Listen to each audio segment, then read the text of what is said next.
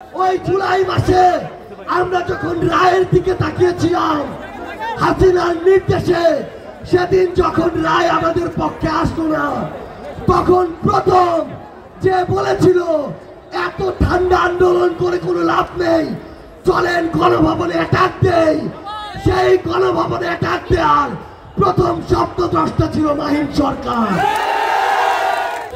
প্রিয় সিরাজগঞ্জবাসী, জুলাই গণ অভ্যুত্থানের 1 বছর পূর্তিতে আমরা এসেছি আজকে সিরাজগঞ্জে। আমাদের সাথে রয়েছে আপনাদের সিরাজগঞ্জের কৃতি সন্তান, আপনাদের সিরাজগঞ্জের ছেলে, আমাদের জুলাই গণ অভ্যুত্থানের অন্যতম সমন্বয়ক মাহিন সরকার।